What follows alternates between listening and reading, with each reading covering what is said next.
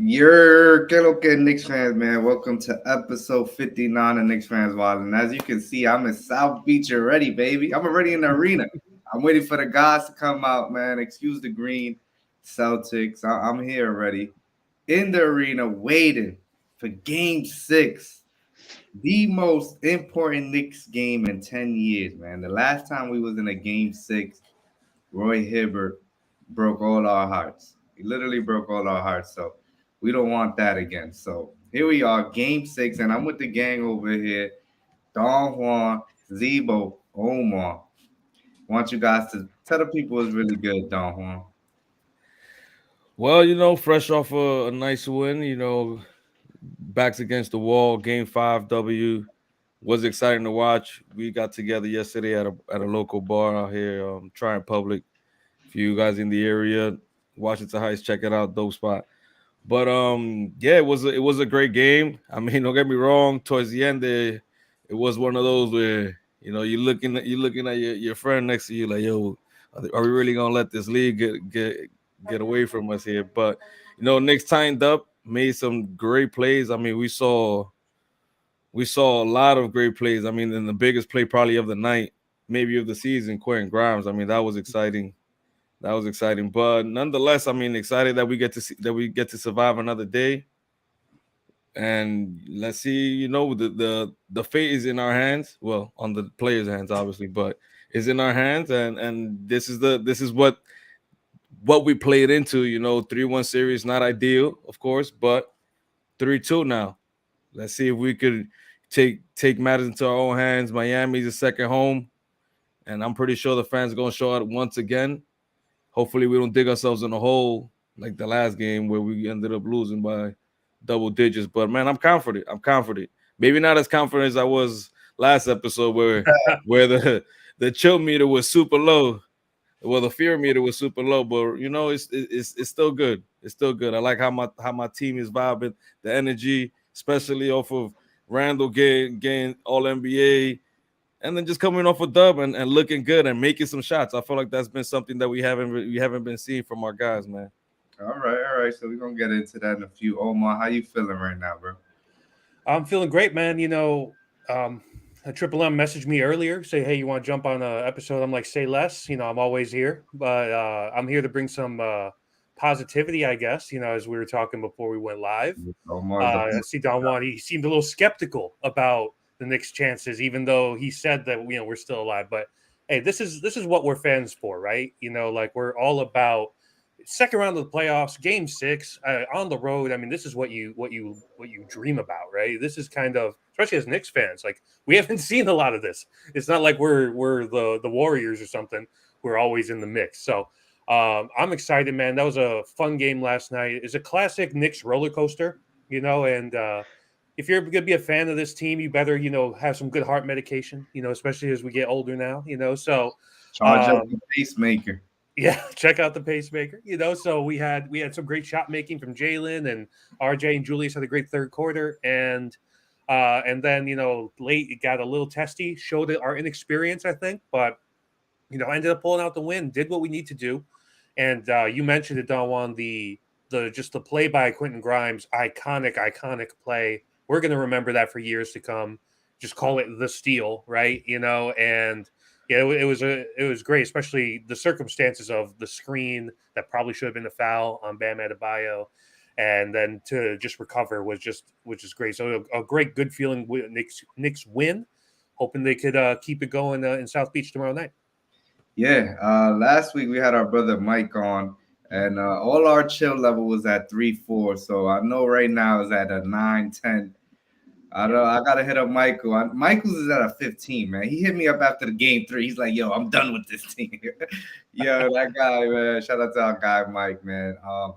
Zebo, tell us how you feeling, bro. Cause you and Omar right now on my screen. You guys are We're playing with house money, Triple M. That's the thing, house money. All right, I'm we weren't not. supposed to I'm be here. not. I'm not That's hearing true. that. I'm not hearing that right now. I don't care who was not supposed to be here. I moved the goalpost already. I already moved the goalpost. You should have beat Miami, but there's still a chance. There's still a chance. Zebo was really good, man. Yo, listen, bro. The Knicks got me in a whole blender right now. I don't even know, though, yo, the roller coaster of emotions that this team has got me through the last few weeks. I ain't gonna lie.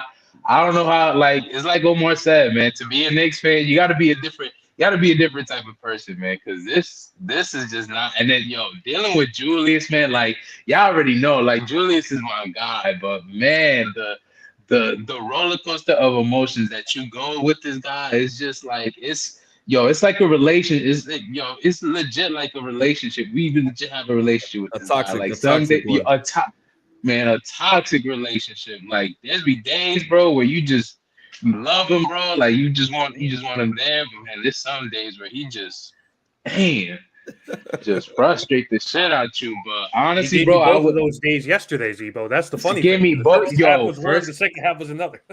Yo, crazy, man. But honestly, I wouldn't have it any other way, man. Cause like Omar What? said, bro, like What the I hell? wouldn't have I wouldn't have it any other way, man. Honestly, the season's been I'm fun. on to you, fam. I mean, listen, bro. Like it's like Omar said, you got to be different, bro. Like, listen, we've been through a season where we only won 17 games. Like, come on. Like, Nah, would you rather have that or the roller That coaster builds of emotions we character. going through? Nah, That builds exactly, character. exactly. hold So on now. We down 3-2. Y'all guys is bringing too much positivity into the mix right now. I'm not trying A to lot hear of that. I smiling, a need lot you of to talk smiles. about your Triple a M, boy. lot of why don't you smiles, right? believe? I need you to talk about your boy Julius Randle and how he So played. if we would have done this pod if we would have done this pod after game 4, after game 3, then I would have been like, you would have seen me in a different mood. But come on, bro, we took game 5, like, I'm not trying to hear it. I'm not trying to hear it, man. Yo, I'm not trying to hear it, dog. I'm not trying to hear it. So let's talk about this game 5 win. The Knicks finally made some shots, fellas. The Knicks finally made some shots and got some contributions from everywhere, man. But the biggest, Jalen Brunson, 48 minutes. Quentin Grimes, 48 minutes. Got to clap it up for my guys, man. Those guys really balled out. Brunson with a huge game, man. 38 points. Grimes got hurt, played some defense. That was like a signature moment right there. yo, Got Triple F, real quick. What were we yelling the whole time every time Jalen Brunson was scoring? What we was saying the whole time? Where they got to put that man's jersey in? Where they listen, got to put that man's jersey in? Put him in the listen, man. rafters. They always making banner memes, but I haven't seen a banner meme of Jalen Brunson. Put my man's name on the rafters already. Like I'm calling it right now. Yeah. There, right next to the guy Willis Reed or whatever you want to do, man. Put it up there because my man is a dog, man. I'm super pumped. Look at this: 38 points, 12 or 22 from the field, fellas, and the 48 minutes. Like it's been a long time since Clyde Frazier that the Knicks have had somebody play 48 minutes. So shout out to our guy Jalen Brunson, and shout out to the guy RJ Barrett, man. What a game for RJ. 26.7 rebounds.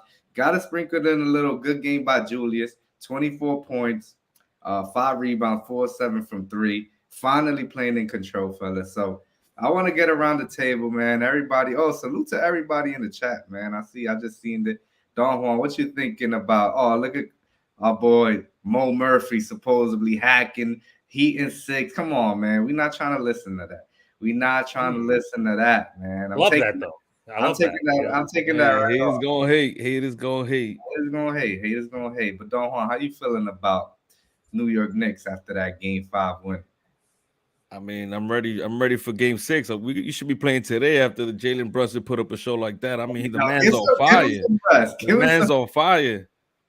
Nah, actually, he does need some rest. That ankle has to be the size Whoa, the yeah, size of my yeah, head right yeah. now, swollenness. But now the guy was, I know his back hurt because he was carrying for sure, man. Just all game, pushing the limit, cooking up the heat, and picking the matches up, picking them wisely. I felt like he wasn't forcing matters, and literally taking every guy, breaking them down at a time. I mean, he had no answer for him. The dude was playing double teams. He was doing it all. And then when you consider that everybody else was flowing, Quentin Grimes made some early shots, it just opened up the game for everybody. So it was nice to see. It was nice to see just some shots going in, like I mentioned earlier. Knicks in the season, we had, arguably one of the best offenses in the league, and it completely has disappeared on us throughout this playoff run. And to see some signs of that yesterday was great. And I felt like, even on the Heat side, I felt like they're coming down in real life too on their end. I felt like their three hasn't been spectacular. They've just been hitting a lot of them. They've been shooting them. The volume's been there, but they haven't been making them efficiently. But that's what's been keeping them in the game. Which you guys saw yesterday after we were up 19 points, the Heat managed to come back and cut the lead down to 3 or 4 points because of the 3-point the 3-point ball. I mean, Duncan Robinson was running all around, and it was just whether hands up or not, the guy was just shooting off balance. The guy could shoot. That's his thing, and he was hitting them. But nonetheless, everything that the Knicks had to adjust, whether it's, the effort, the defense was there yesterday. Maybe it was a little fortunate too, because the Heat, on top of the fact that we were playing good defense, there was a lot of open shots that the Heat had that they were completely missing. But like I said, I just think that there's some regression because these guys were just hitting so many threes on us that it's like eventually just the numbers are going to work itself out and the averages will come down. The Heat were literally at the bottom of the barrel in the league in three-point percentage. And now they're on a run. I get it. And sometimes you also can't reflect those numbers. It's a different season, playoffs and the actual regular NBA season. But you're talking about an 82 game season. When you talk about the sample size, it starts to make sense eventually. And the Heat, they beat the Bucks shooting the three. They're gonna beat us. Well, actually, Jimmy Butler took over, but they beat the Bucks, and now they show some of that heatness on against us. But at the same time, I do think that the numbers are gonna are on our side because it seems like our offense is clicking once again. Jimmy Butler, I feel like the defense has adjusted to him where there's not too much double team on him. Where I felt like before there was too much focus on him, and I really hope that that Quentin Grimes injury ain't too bad because we gonna need him for this next game. There hasn't been a status update. The Knicks are real low key when it comes to the injury report. So he's hopefully, not even on the report. So hopefully, what happened? He's not even on the report. Yeah, so we don't care. And he continued playing after that injury. But man, the man played 48 minutes. He probably caught a little cramp at the end. He was just tired. He's like, Bam. Bam has been just killing our guys, man. Whether he's jumping on people's back, tripping people, like there's like a 2-minute video of just dirty plays of Bam just in this series against the Knicks. So that tells you what type of player we're dealing with. But yeah, man, we're down 3-2. Like I said, not an ideal situation, but the positive is that we're still alive. Our guys are still here. Maybe we just need we need that back against the wall type of mentality where our guys just need that edge. Because at the same time, Julius Randle the other day, I'm not sure how you guys feel about it. We could probably discuss on it if you want. Maybe we just forget about it because that was just after an ugly loss. But when Julius Randle said, it seems like they want it more than us, which some people say that was, you don't want your leader saying that, whatever side you're on, I feel like that maybe sparked the plug on everybody's end too. Because I felt like I haven't seen so many Knicks players on the floor like I saw last game, man. Those guys were getting to it, hustling, and there was no doubt about it that the effort was there yesterday, and that's what I like to see. And hopefully we continue, and hopefully we don't run out of gas because those first few games, it looked like we were running out of gas. But I'm confident that our boys, especially with a leader like Jalen Brunson and a role player like Quentin Grimes, who stuffed the stat sheet, not only did he had a couple threes, 2 steals, 2 blocks, like the guy was doing it all. But you got players like that are contributing on every end. Is gonna get everybody. He's gonna rally the troops. And man, let's see, man. I'm confident. Maybe not as confident as I was when I said we Knicks in 5. But I'm confident we're gonna turn the ship around and win in 7. Oh, everybody's feeling confident right now. I know Omar about to hit us with some confident stuff right now, Omar. So I'm gonna let you rock. I'm leaving that. Y'all way too positive here from Michael right now. So let's see what you got for us, Omar. All right, shout out, Mike, man. I appreciate the cynicism, first of all. Before I say what I have to say, I do have to relay a message from my co-host on the Worldwide Knicks podcast, Rafa. He remembered the last time that I was on this pod and when you guys were doubting RJ Barrett, and he wanted to just collect those receipts because he's been magnificent, of course. We all know that, but just wanted to throw that out there first. But speaking of this series, I really think that Miami, they needed to win yesterday because now the pressure's on, because you got to treat game 6 like it's a game 7, because you're going to be dealing with game 7 at the Garden. Like that's just so much pressure, right? Because and then you have the added pressure. Oh, we can't close these guys out. Are they in our heads? That sort of thing. So the game for them to win really was yesterday. Now they're probably going to be pressing. So I would really be looking for Miami to kind of really go full throttle in the beginning of game 6 because of that. I do think that this series is going 7. Game 7s, you don't know what's going to happen. But speaking on the last game, Brunson and Grimes, what can you say? 48 minutes, Warriors, they just got it done. Ankle injury for Brunson doesn't matter. Still dropping 38. Grimes making timely plays defensively. Obviously, the huge steal. Hit a couple shots. He looked great. RJ and Julius both had excellent offensive games as well. And, I know a lot of people are down on Julius right now. A lot of people want him traded and all that. But I feel like the shooting numbers don't look great, right, throughout the entire playoffs. So we could all agree on that. But I still feel like 80% of the process from him has been good. And the idea is like, one, you mentioned. Repeat that? 80% of what? Of his process. So like the looks he's getting, the plays he's trying to make, there have been lapses on defense. Even I would admit that, right? Where he get the blow-bys, they're a problem, where you're just watching Bam kind of coast in there and you don't even try to do anything. But I think his process, like the looks he's been going for, haven't been super forced like we've noticed from Julius in the past. So you're getting a good process, but the shots weren't falling. They started to fall yesterday. He shot over 50%. And, people act like, oh, that's a nice little game. 24 points on efficient shooting isn't a nice little game in the playoffs. That's a big deal, right? Especially for a guy who supposedly is trash in the playoffs.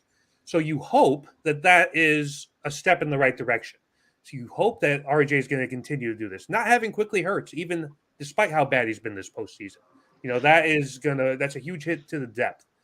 And, so it's just an encouraging win because you got it from all your important players. Your 3 guys played well in multiple facets of the game. You had great plays from Grimes.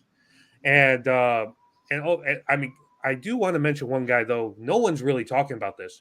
Shout out to Mitchell Robinson for hitting some fucking free throws. Like, they went to hack a Mitch, and he made them pay. Like, he didn't make all his free throws, obviously, but 4 for 7, I think it was, down the stretch.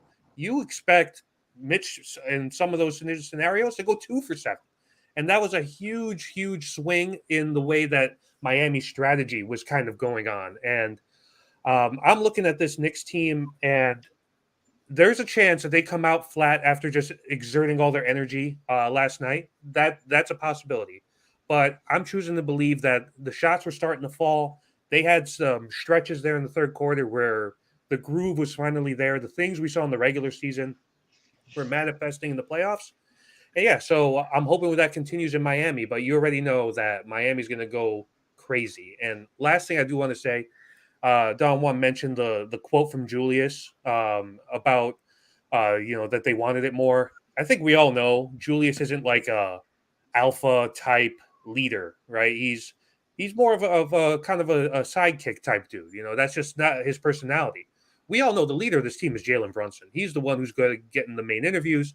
He's the one that's going to be making the comments, and he's the one who's going to take this team as far as it's going to go. So in terms of like my confidence meter, I'm not 100% confident. I mean, I feel like it's a 50-50 proposition tomorrow in Miami, where we could kind of come out blazing and sneak out with the win, or we could get run off the floor after we kind of exerted everything we had in game 5.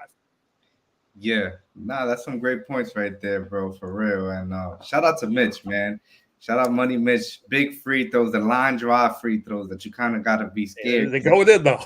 They might bounce out and break a jaw. But listen, that game 5 win, I was super pumped, super excited. Finally, look, if the Knicks would have been playing like this all series, it would have been curtains right now. We would be the one trying to close this team out in Miami. You finally saw that hustle. You finally saw the shots falling. I would disagree with you about Julius 80%. I have not seen that, honestly. Uh, he just hasn't been as quick and assertive as we saw him this whole year until last game. We finally saw that. And the defense has been bad, man. It's just been like just real bad, flat footed from Julius Randle. But listen, as much as people say, "Oh, we got to trade him or play Obi," we need Randall. It's just no way around it, man. Julius is needed on this team right now, and so it was good to finally see him ball out, and it was good to see RJ, man. RJ really he's doing stuff that we haven't seen all year, especially like kind of like mid range or those push shots. Or yeah, like we haven't seen that from RJ really all year, and that's gonna just elevate his game because now you got to respect that. Now you can't just expect him to just try to drive to the rim all the time. He could give you that little. And his defense on Butler, what a block by Jimmy Butler there. His defense been more attentive. So this is the Knicks team I wanted to see. Listen, if this Knicks team comes out in Miami, we have a shot to bring this back to Broadway. But I just don't know. I don't know if it's gonna be there. Like Omar just said, they exerted a lot of energy. Playing your best guy 48 minutes. That's a lot of energy right there. And then it's a quick turnaround. I feel like every game's been like 2 days off, 3 days off, and then this one where we put all our chips on the table, it's like 1 day off, and you got to travel to Miami. So here we are now, Knicks against Heat tomorrow, Friday, day after Brunson and Grimes both play 48 minutes. So it's gonna be interesting. So I'm gonna let y'all know what's the key to winning Game 6 in a few. But Zeba, I want to get your thoughts on that Game 5 victory. Yeah, man. I mean, like I said, man, it's just a regular Knicks, bro. Just put you in a roller coaster the whole time. Excuse me. And yeah, man, just to honestly just to see the effort in Game 5 was the most encouraging part for me because I feel like with Game 4 and Game 3, just some of the mental lapses, just some of the effort that I did see on defense, some of the closeouts. Because I mean, again, you're letting guys like Cody Zeller, again, you're letting guys like Gabe Vincent, beat you, and that should not be happening. And honestly, these are just closing out some of the rebounding. It really, it was super discouraging. And so to see them really put effort up, to see them really put the effort on D from Quentin Grimes, even some of the guys on the bench. Like I know, obviously, the numbers won't really say it, man, but to see the effort from Obi once he was in the game, to see the effort from Hardenstein when he was in the game was really encouraging. And so, and obviously, man, we are gonna go as far as as our core three is takes us. Like obviously, so again, the 24 points that Julius did have, yeah, it's not gonna be, it's not a 30 point 10 rebound type of game, but it's the game that we needed, especially to see him shoot 4 for 7 from three, and especially because again, the whole this whole time all we've been hearing is the fact that Julius is legit the worst field goal percentage shooter in NBA playoff history, which is not something you want to be hearing. So for us to get the 4 for 7 from three, for him to start getting hot, because you're right, Omar. Like the first 10 minutes were bad. I honestly just I didn't know what to. Honestly, I just stood quiet. I didn't know what to think. I was super speechless. And then to see him start hitting shots, to see him not hold the ball, to make quick decisions, shoot quick shots was really good to see. And then obviously, I mean, Jalen Brunson, man, the 48 minutes.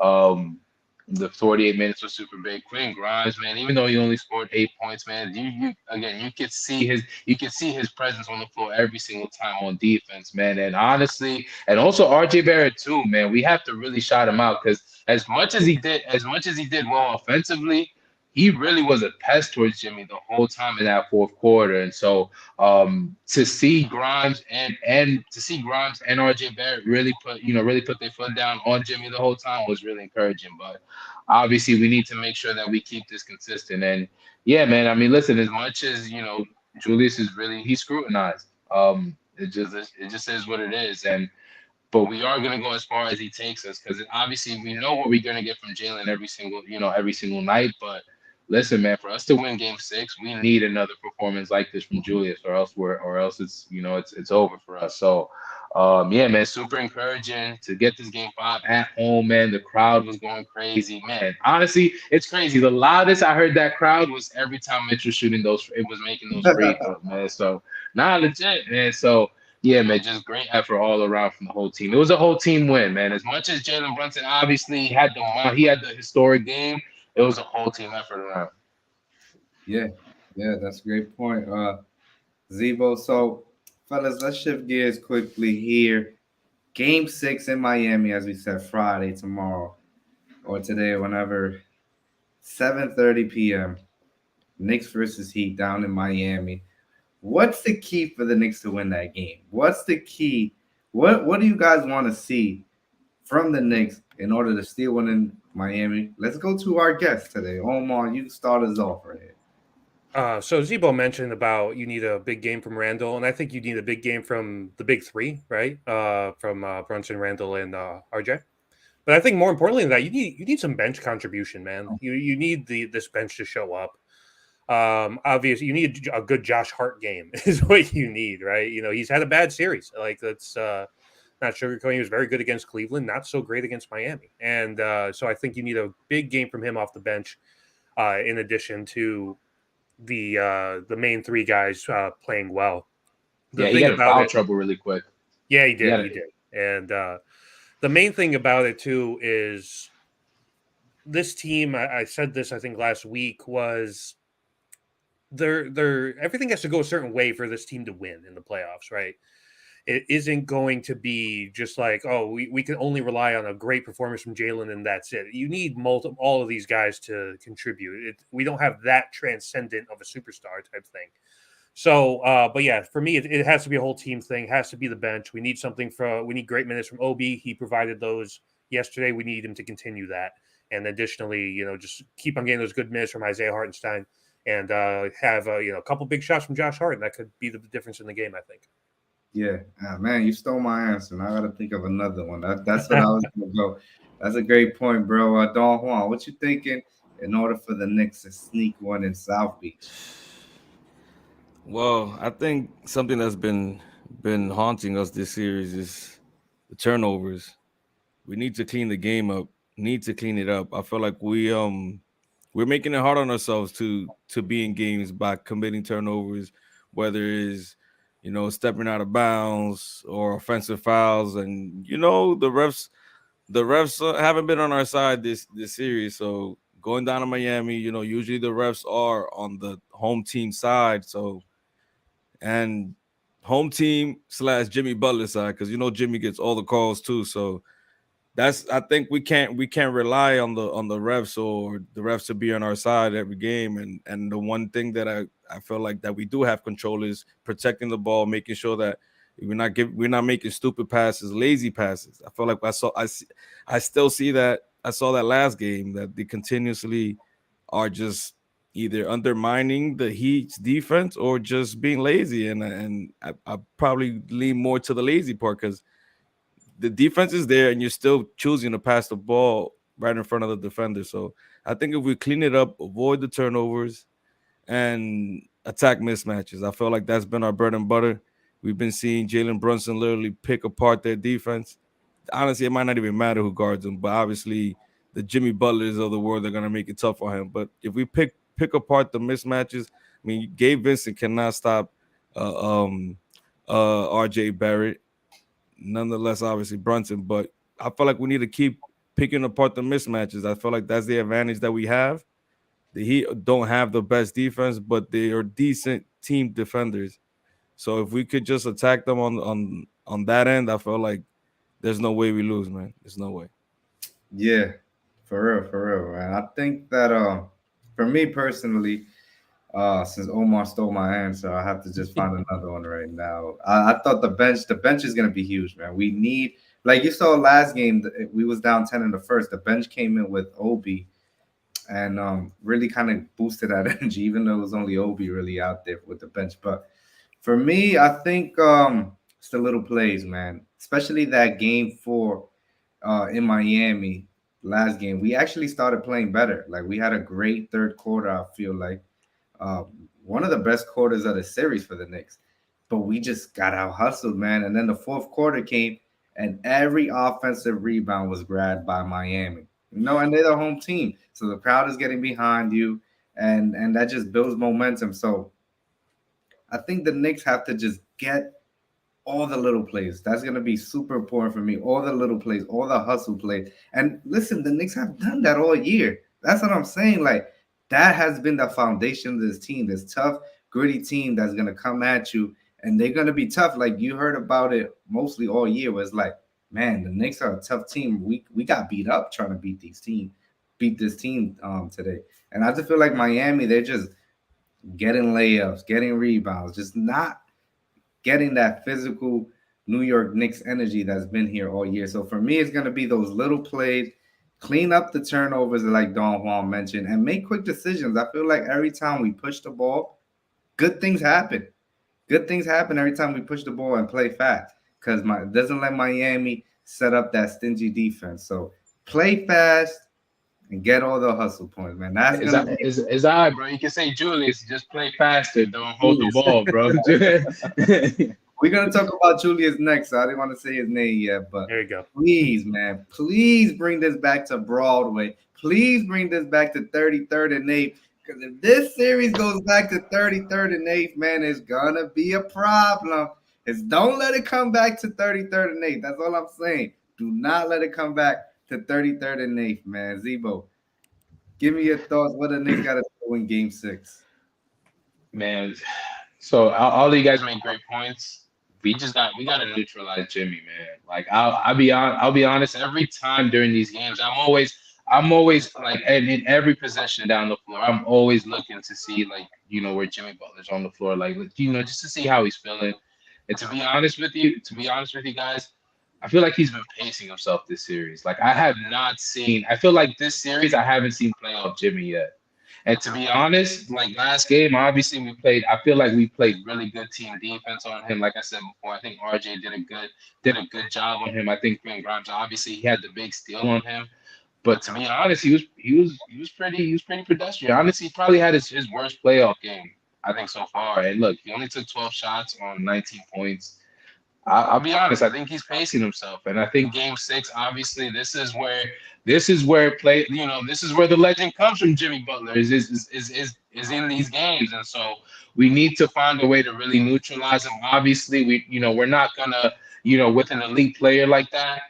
You have to try. You just have to try to make it tough on him. He's gonna make his tough shots. It just is what it is. But we have to make sure that we make it really. We have to make sure that we do make it hard on them. That we play really good team defense.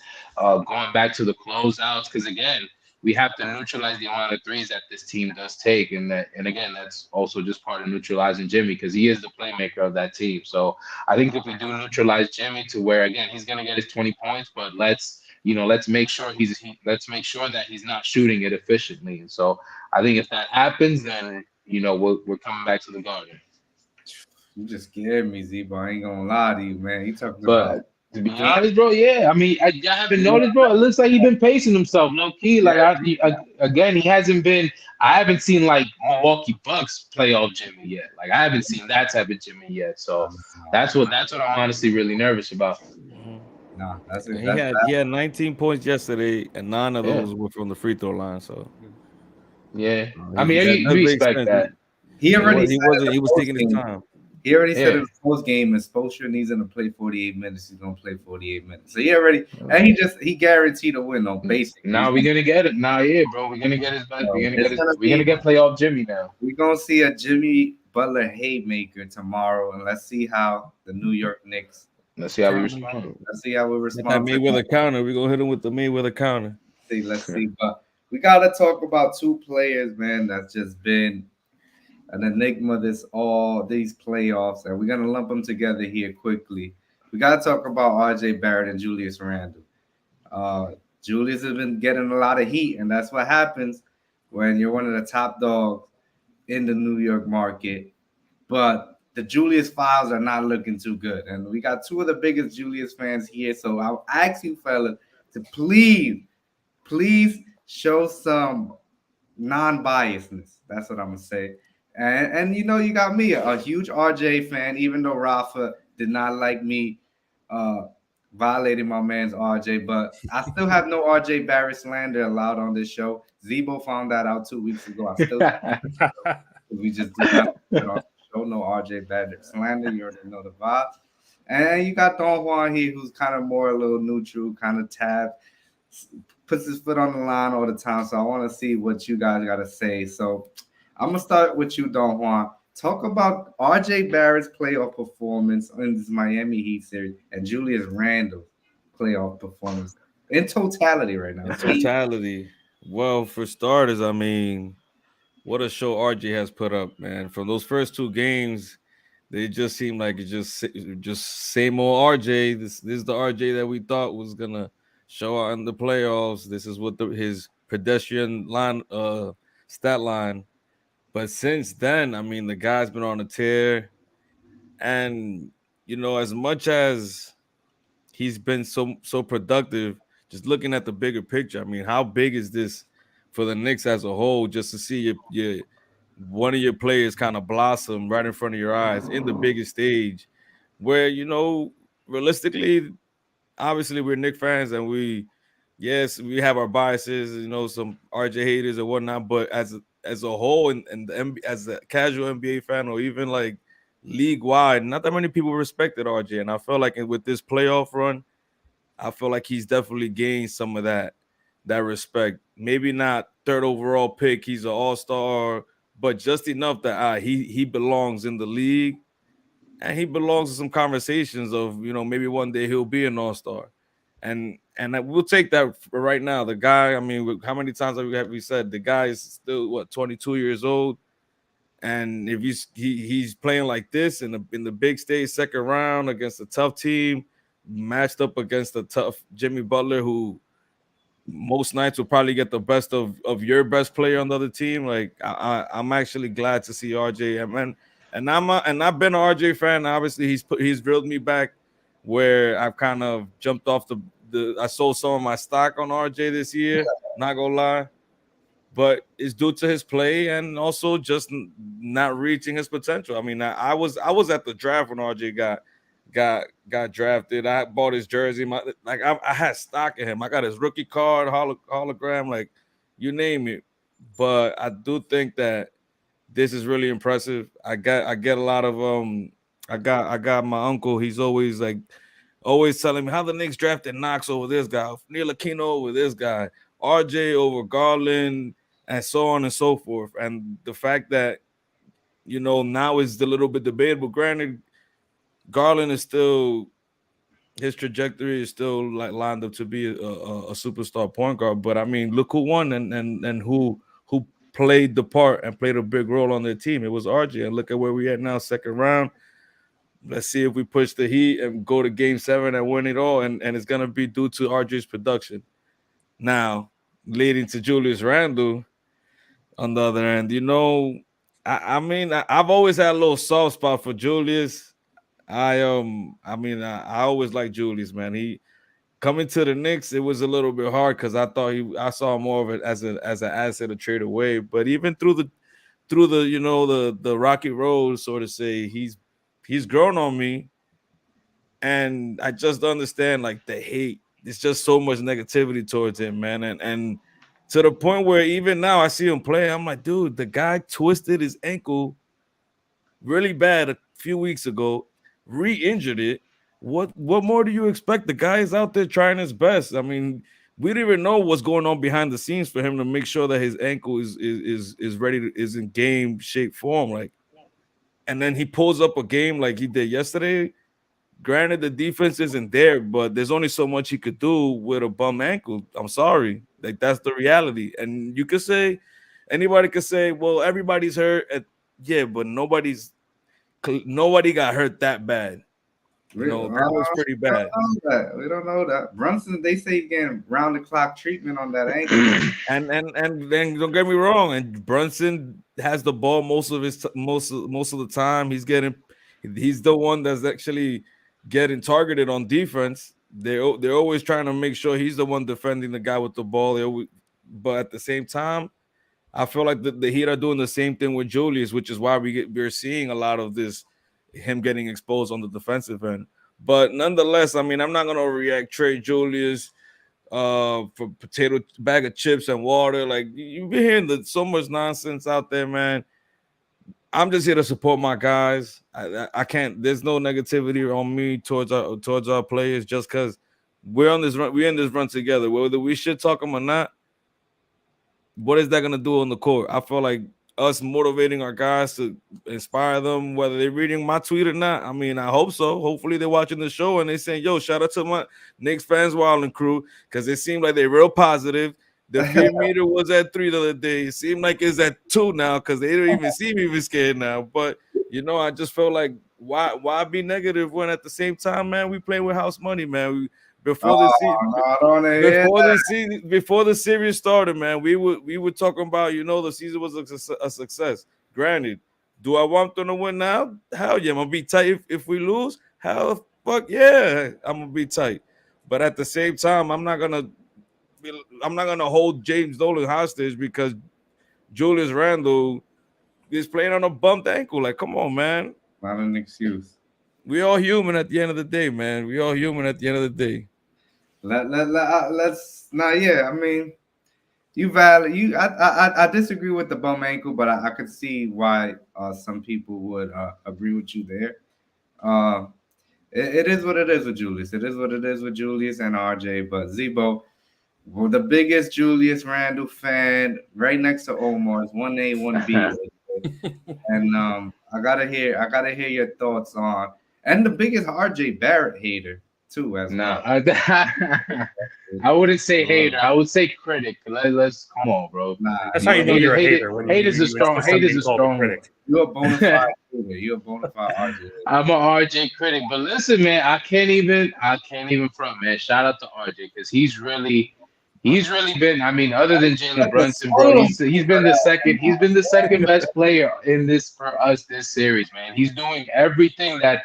Again, he's doing everything that we've been asking from him to be patient, be aggressive when you get the opportunities, make the right reads, make the right passes, man. Some of the passes he made yesterday, like obviously he did great. He was super efficient with the 26 points, man. But some of the passes that he was making to his teammates, shout out to him, man. He really has been keeping us in this series, man, especially with his shooting, man. Like to see the efficiency, because again, one of the biggest critiques I had about him is the fact that he's just not efficient. And to see him shooting the ball efficiently, not being scared, man, of the moment, shout out to him, man. That's all I legit been asking for. Like again, I don't think this man is elite, but he can definitely be a critical part of our team, and he's doing that.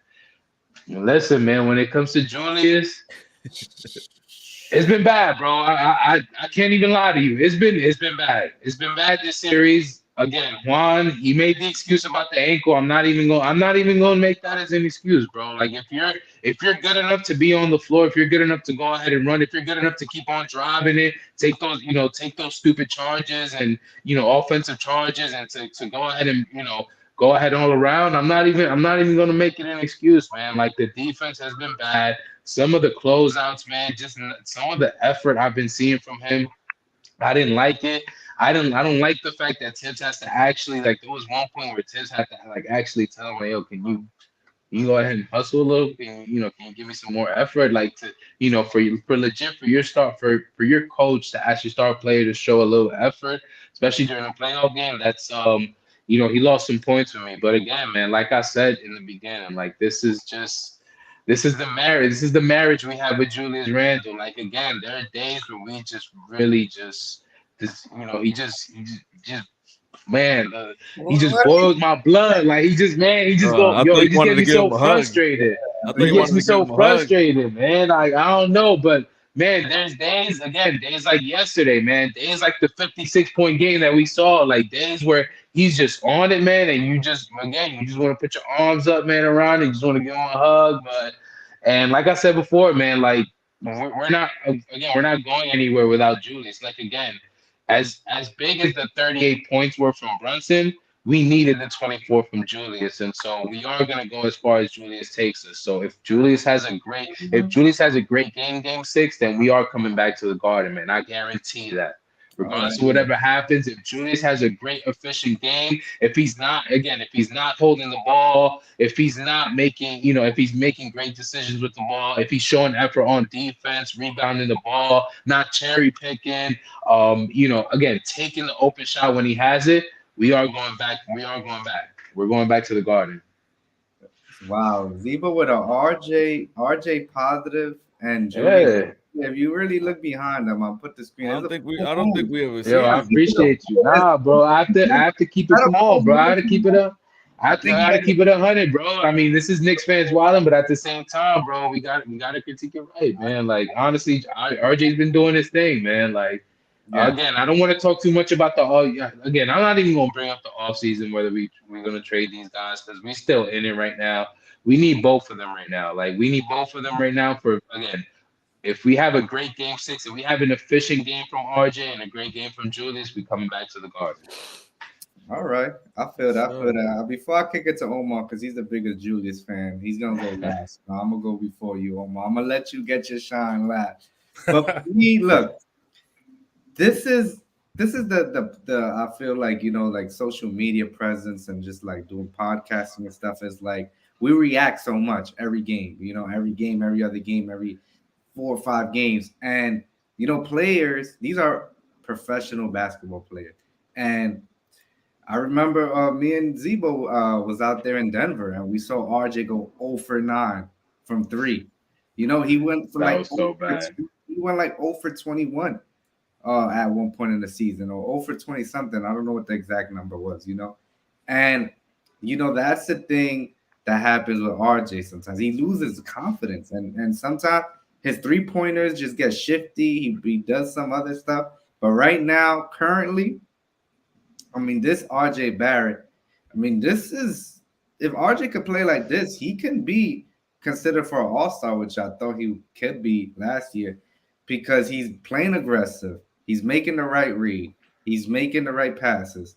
And he's playing great defense. And like if he could keep this up for a whole year, then he could definitely be in an all-star conversation. So, but this is just like social media because RJ is gonna go through one of those bad stretches again, where it's like, what is it? Like, is he even an NBA player?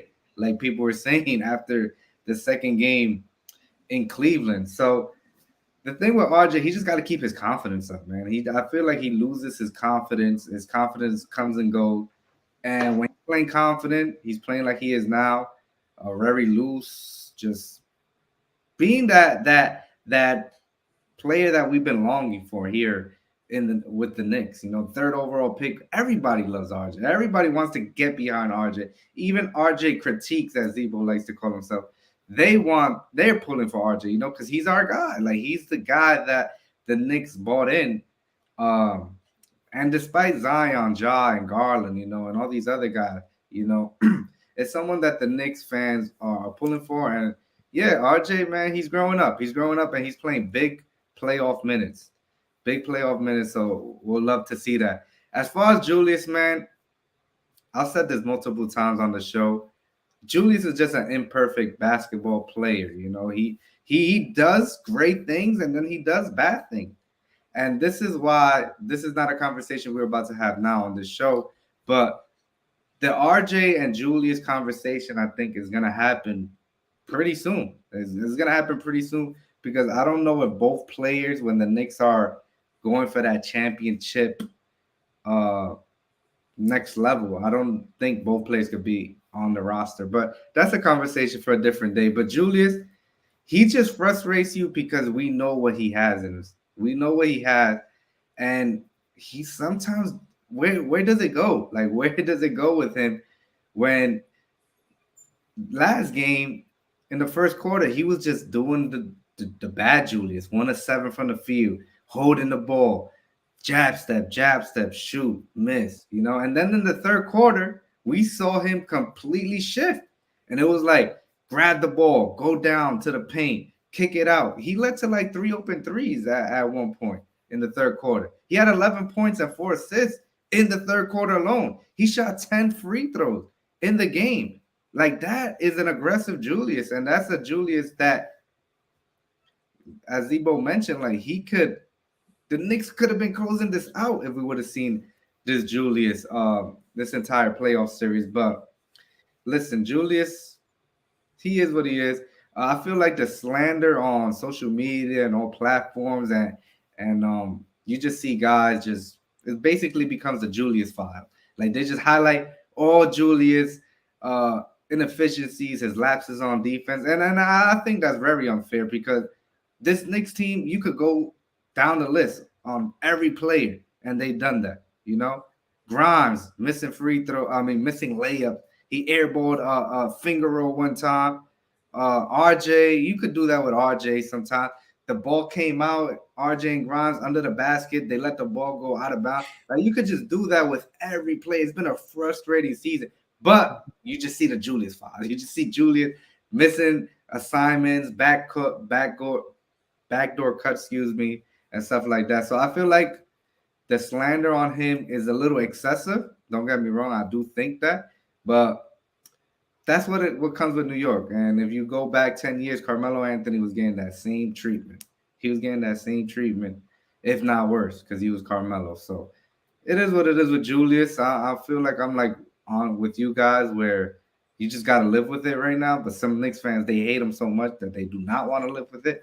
So there's nothing you could do because you're not Leon Rose. We're not Leon Rose. It is what Leon Rose wants to do with Julius at this point. But the biggest Julius Randle, we got to give him the solo screen right here. I don't even start with RJ. Start with Julius right now. No, I'm gonna start with RJ.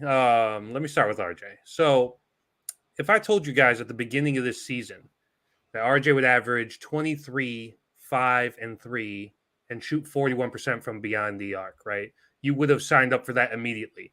Guess what? That's what he's doing in this series against Miami. Those are his numbers against Miami. He's been fantastic. He's looked every single ounce of the third overall pick. And me and Rafa kind of say this all the time. People don't like RJ outside of the Knicks bubble because he doesn't give you the highlights that Zion does. He doesn't give you those flashy plays that Ja does. He isn't a point guard who's always touching the ball like Garland is. But what he has done, he's flashed playmaking in this series. The shot has been there, 41% from three. And the defense has been excellent as well. You know, you mentioned the block on Jimmy, but his help defense and his rotations have been immaculate this series. And for that part, the last 3 games of the Cleveland series. Obviously, we know the first 2 games were a dud, but out of the 10 games, he's had 8 good ones, you know, so hard to argue with that when it comes to RJ. Obviously, he is extended. He's going to be here for a while. I think ultimately, you know, if he continues the trajectory, because again, you know, all the RJ fans love to point the fact that, hey, he's only 22. And he is only 22, and there's a good chance he continues to get even better from here. So, Triple M, you mentioned the decision that they're going to have between Julius and RJ. Biggest Julius Randle fan, me and Zebo, I'll tell you right now, they're picking RJ 10 times out of 10. He's their guy, homegrown. Yeah. That's just how it's going to go. Okay. I'm sorry. I don't want to cut you off your point off. So I'm sorry, bro. Yeah. I don't. But I just want to give you a little pushback on that because that's a point I actually forgot to make. When you have to pick about RJ and Julius, I honestly think they're picking Julius because RJ is going to give you something. You know, we almost traded RJ Barrett for Donovan Mitchell. RJ is the piece that's going to get you possibly a superstar, and we don't know what Julius trade value. Can Julius get you into the who's a superstar like a Jaylen Brown conversation or Damian Boston's Lillard? not trading with us. Let's No, calm I'm down. saying I'm just spitballing superstars that might be Damian Lillard. Like, you know, let's say Portland finally says, "Man, we're gonna blow it up. What's your offer for Dame?" You know, the Knicks are gonna come first name up is gonna be RJ Barrett. Right. So that's why I would push back on that point where I think the Julius versus RJ. I think RJ would be the player that the Knicks try to give up just because his value is higher. My counter to that is that he's been so good in the playoffs. How do you trade him, right? Unless it's, again, like you said, for a Luka Doncic type, you know, somebody that's that next level, right?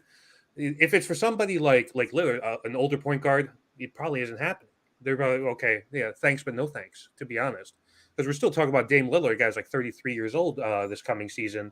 and who has had a couple injuries these past couple years. But that's beyond the point. We're not going to, like Zebo said, not talking off-season stuff, but we won't put that energy. we're not going there. So, but RJ's been amazing. He has shown you that those people who have been behind him from day one, they were on to something.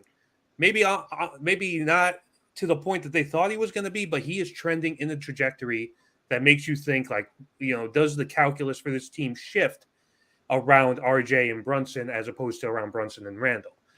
Now, speaking of Randall, so I have to explain. Get your popcorn ready, people. I have to explain myself when it comes to Randall about why I like him so much. I feel like, the COVID year was, so the year after the bubble was a difficult year for just people living, right? And that Knicks team, which is a team that was carried on the back of Randall largely, was something that brought us fans joy, right? So he earned a lot of points with me because it brought the team back to relevance. Then last year was terrible, and this year he rebounded. He gets. I personally believe we don't get Jalen Brunson without the contributions that you got from Julius Randle, and because otherwise you're looking at a dumpster fire organization that, if he would have been traded for a second-round pick, like people were saying he should have been after his first year in New York, we would have never got somebody like Jalen Brunson. So Randall, like you said, Triple M is an imperfect player. He is not a superstar. That's why he's probably the second best player on this team. We all know that Jalen Brunson is the number one guy. This series in this playoff, quite frankly, he's not been very great. He's had lapses defensively. The shot has not been falling, and we've had a lot of frustrations. But at the same time, we're also talking about a two-time All-NBA selection. At the same time, we're talking about a guy who's a walking 20 and 10. We're talking about a guy who could probably average in between 35 and 38% from three and still take it inside. So people acting like this guy is just some tradable Kevin Knox level asset is kind of preposterous to me. Like, are you frustrated by his inefficiencies in the playoffs? Yes. There's no debating that he has been frustrating to watch. But so I started watching this team in the mid-90s, guys. I saw them do it to Patrick Ewing. I saw them do it to Stephon Marbury. I saw them do it to Carmelo Anthony, and I'm seeing them do it to Julius Randle. They do it to RJ. They do it to Brunson. This is what our fan base does. We are so critical of this team because it's been 50 fucking years since we won a title, and we want it so bad because it's such a basketball city. Like you guys all live in New York. I grew up in New York City. It is such a basketball city. When the Knicks are good, it's different. I get it. Like when the Yankees are winning titles, there's a buzz in the Bronx and all that. That's cool. When the Rangers won in the 90s, it was a big deal. But even when the Giants won, big deal. But when the Knicks are doing well, it is totally different. And you see people all over the streets. We get mocked about it all the time. It's just a passionate fan base. And with a passionate fan base, you get a lot of irrationality.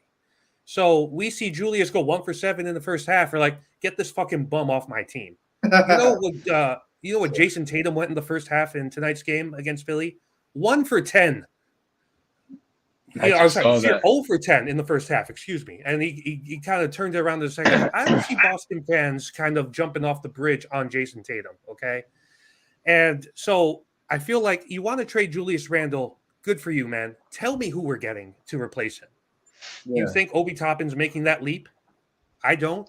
Do you have a plan to get Jaylen Brown? Do you have a plan to acquire Anthony Edwards when he inevitably asks out from Minnesota? Like, do you have a piece of in mind? You could say you want to get rid of Randall and we're done with this guy, whatever. That's cool. But I look at it as he still demands double teams from a Heat defense. He has been shooting like shit, and he still is attracting double and sometimes triple teams because they know he can get hot and he can take it inside and bully Bam and these other guys inside if he really gets going. So the criticisms, I feel like after a win, especially when he was efficient, shooting over 50% from three and 50% from the field, I just don't get it. Like, I get you're looking at the totality of the series, and that's the big issue, right? But I still, like I said earlier, I feel like the process has been good. The shots just haven't been falling. Defensively, I'm not taking it away. He's been bad.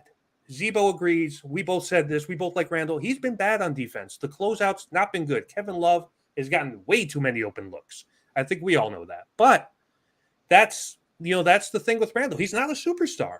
He never has been a superstar. But he's a guy who chose New York, who re-signed in New York, and like I embrace somebody who accepts that challenge. Like, consider the state of this team when he signed here.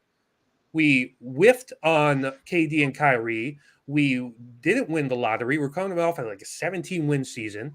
And he's like, no, I want to go there and show that I could be a legit player. And he's turned himself into a legit player. And you could say whatever you want about, how frustrating he is. He has still shown himself to be a legit player. He's won 2 All-NBA selections, made an All-Star game. That shouldn't be just poo-pooed away like, oh, yeah, anybody could do that. If anybody could do that, we would have had multiple All-NBA selections by now. So Mike says all the Randall criticism is warranted, though. He's feeling spicy right now. that's cool, man. Here's the deal. Like, a lot of fans are going to feel that way because, they see all these missed shots. But I sometimes, no disrespect, Mike, but I sometimes feel like a lot of fans don't watch other games. Like, I watch these other series. I'm seeing games where Anthony Davis is great one day and he's like buns the next game, right? And you're trying to tell me that if you see that from our players and that's somehow different, and a lot of Knicks fans would trade for Anthony Davis, if given the opportunity. So I think that we kind of have to take a step back and see what we're actually giving up on, and who are we getting to replace him? If somebody can give me a proper trade, like, are you going to bring in DeAndre Ayton? Do you think that's the answer? Like, that's the thing I said with the RJ Randall debate. It's like we just don't know really what is Randall's trade value, because his contract is pretty decent. He's getting paid like $30 million for his production. That's pretty good when you see guys getting paid 50, 60. And that's credit to the front office. They negotiate these descending deals. Brunson is going to have one of the most attractive deals in the league next year. So that's by design. They do a great job. It's crazy because legit when he had that contract, people were saying it was an actual bad contract for him. So it's just crazy how everything comes in full circle. Even Mitch contract, I feel like is going to be decent because you're going to see guys like Claxton coming up. What are the Brooklyn going to give him? Jared Allen is already making $20 million. So I think his contract is going to look all right here coming up. But yeah, that's the biggest thing with Randall. What is his trade value? Knicks fans wanted to trade him for Ben Simmons last year. Look at that. That would have been a complete. This is why Knicks fans don't work in the front office, man. Like, I fully understand if you want to get rid of this guy. Like, he's given us enough reason to be out on him. Inconsistencies, lack of effort defensively. I think people are still mad about thumbs down, that whole shit. So, but give me a plan. If you really want to do this, are you going to trade him for what? Or trade who and him for what? And, that becomes the thing. It's like, either you kind of want to figure out how to win with him, or you figure out how to move off of him. But all people are saying, oh, you just got to trade him for a bag of chips. What does a second-round pick for Julius Randle get us, really? What does that get us? We'll just sign some mid-level exception, stretch 5 backup to Obi and hope that Obi is a superstar player? Is that what we're banking on? I already seen too much of Obi. I'm good. We'll bring Omar back in July, and we'll revisit this conversation because I've been saying it over and over. This is gonna be a crazy offseason, fellas.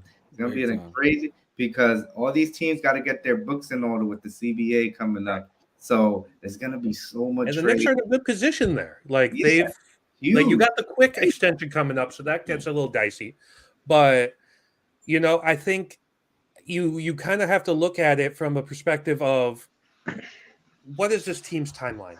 Is the idea that, hey, we can get it to another level if they look at say they lose tomorrow night, right? They go out in 6, second round, and say, okay, cool. How do we get to the conference finals? Are they going to say, well, hey, we'll have another year of development of Emmanuel quickly. He'll be better. We'll re-sign Josh Hart. He'll have a full offseason program with these guys. We'll get Julius and Jalen's health right, and then we could be in a position. Or they say, no, the ceiling for this team is a second round team, which is how a lot of people feel. And how do we improve our roster? Who's available? Who wants out? How do we flip at some assets to get that person? Because they still have a decent amount of picks left. They got a guy who just got selected to All-NBA in Julius. They got a promising player in RJ. They're not trading Brunson. I think we all know that. And what do you do then, right? And that becomes a question. And I'm not sure what go down this rabbit hole. I don't even want to go down this rabbit hole. Yeah, we'll leave it at that. Have me on in July. We'll talk about it. we have to take advantage of this Brunson contract. It's just too good. It's just too good. You get in a 1B, 2A type of player for that kind of money. You have to just go all in somehow and do right now. But let's not go down the rabbit hole. Let's leave it at that. Man, my next question would have been who's the all in? In July. We'll talk about it in July. Let's lock in Game 6 in Miami, fellas. Game ultimate cliffhanger. I like it. We've been talking too much. Let's re-lock in for Game 6 in Miami. We've been chopping it up for a while, so let's close it out right here, man. Game 6 in Miami. I'm gonna give it back to all you guys right here. Put your Tom Thibodeau hat. I gave this scenario last week. Put your Tom Thibodeau hat. Don Juan, get us out of here and motivate the squad to win Game 6 in Miami. Hey! Make sure to subscribe and like the video. In all seriousness, man. Knicks is 7.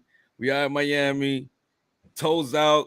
You already know the dogs is out. We're going to be wilding. New York City going to turn up. We're going to be at the Garden to watch the game. Watch party in there tomorrow. It's going to be exciting. I mean, I'm excited. I mean, when was the last time? 10 years is a Game 6 appearance in the second round, man. We know the fans got to turn up tomorrow, man. And make sure that our guys feel appreciated out there, man. Just, Knicks, Julius, RJ, and our captain Brunson, hold it down south and bring this shit back up north so we could close it out in New York City. Zebo, man, give us his little motivation. Yo, this is what. Listen, man. If you're a Knicks fan, man, this is what you dreaming for, man. Let's go. We about to get this dub, man. Keep showing love. Yo, like Don Juan said, tomorrow we about to be in the Garden. We about to be lit. You're not gonna see Triple M. You're gonna see Tequila Tito out tomorrow. So, man, if you see us, that's a fact. So if you see us, man, definitely show love, man. We're gonna be hyped out there. Like I said, man, we got this, man. We're going back to the Garden for Game 7, man. That's it. I'm not saying no more. Oh, the energy is intoxicating, Omar, man. You got to get us out of here right. Listen, Knicks in 7, like Don Juan said, got to take business in South Beach. I just spent way too much time talking about Julius Randle. So, Julius, shut these people up. Get a great game. Oh, yes, sir. And RJ and Jalen, come along for the ride, and let's just get this W, bring it back to New York City, and see what these guys can do at Game 7. So, Knicks in 7, let's get it done. Yes, sir. Yes, sir, man. You already know the vibes, man. Triple M in the building. With my Tom Thibodeau cap on. Bring in that hustle. Bring in that grit. Like Zebo said, man, we turning it up. Madison Square Garden. Taking off the hoodie right now. Fresh praise right now on $1 trillion right now, man. Listen, Knicks is 7 for sure.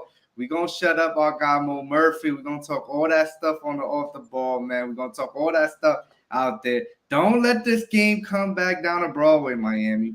If you're going to take care of business, take care of it tomorrow, because if it comes back to 33rd and 8th, I'm telling you, it's going to be a scary thought, man. So you already know the vibe. Shout out to the guy, man. Make sure to like. This was an extremely fun show. Look at it. Got the all-in-one. Oh, man, everybody going crazy, yo. Shout out to y'all. Fellas. We up out of here, man. Peace.